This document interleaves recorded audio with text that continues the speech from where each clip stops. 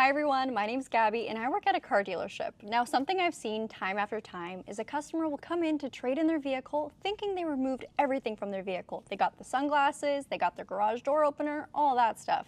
But their personal information like addresses and even their integrated garage door opener is still inside.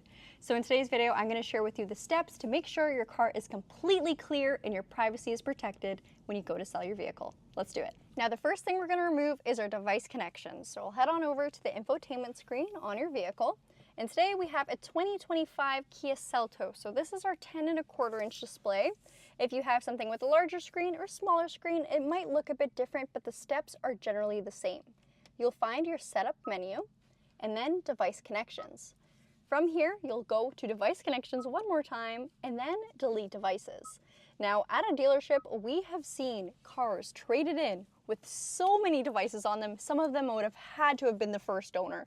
Now at this point, we're on the third already. So don't forget to delete your devices. Again, they might not necessarily have access to your phone records or contacts, but they have your name and it's just a good thing to do in preparation for selling your car. So we only have one device paired right now. I have it checked off here. We're gonna go delete. Don't just disconnect them, delete them. It's simple, it's easy to do, and it gives a fresh, clear state for the next slate for the next owner. Let's take a look at number 2. Now, tip number 2 applies to models with integrated in-house navigation. So here's what we'll do. Slide on over again to your main infotainment screen, and then you'll go to your navigation menu. From here, you might have your home, work, and even some contact addresses saved. You'll typically find everything under saved places. And keep in mind, the layout of your navigation screen might look a bit different depending on the year, make, and model of your car, as well as what software we're running. So this again is a 2025 model, but some of our 2026s and 2025s have a completely different look, even though they're still a Kia. Steps again are the same. Just make sure you go ahead here and delete your saved addresses. And I'd just like to provide a disclaimer. This is not actually my home address or my work address. This home is literally the dealership because I live here. Anyway, we're gonna go ahead and delete. And I really do like when you press delete, it gives you this menu here where you can just go and check off whatever you have. So if you're someone who puts in a lot of addresses saved into your navigation, you don't have to find each one and then manually delete them. You'll just tick them all off, which is very helpful. Press delete over here at the bottom, and then they're all gone. Now, step number 3 is by far the most important one. Now, we're gonna have to switch cars because this vehicle doesn't have it integrated, but it's HomeLink. So again, this third step is by far the most important one. However, it doesn't apply to every single one of our cars. We're talking about vehicles that have integrated HomeLink. Now, HomeLink is a garage door opener, and you'll find these buttons somewhere on your rearview mirror. Depending on the model, it could be in different positions, but it's integrated into the rear view. So if you've previously connected your home's garage door to your car, you may have thought, oh, that's fine. It probably just resets once my ownership is off of it, right? It does not. It does not automatically do that, and it's not controlled from the infotainment system here. Especially if you do not go ahead and follow step 2 to remove your saved addresses, the next buyer of your vehicle might have access to your previous address as well as your garage door. So that is not good at all. Here's how you reset it.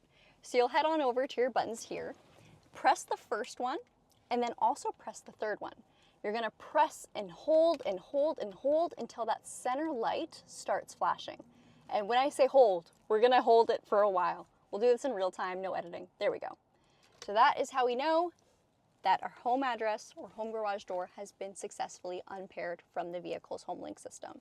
Again, super important, and you'll find out why this is the most crucial step in step number 4.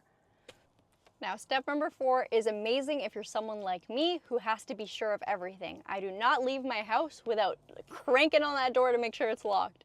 So let's head on over again to our main infotainment display and slide over till we find setup.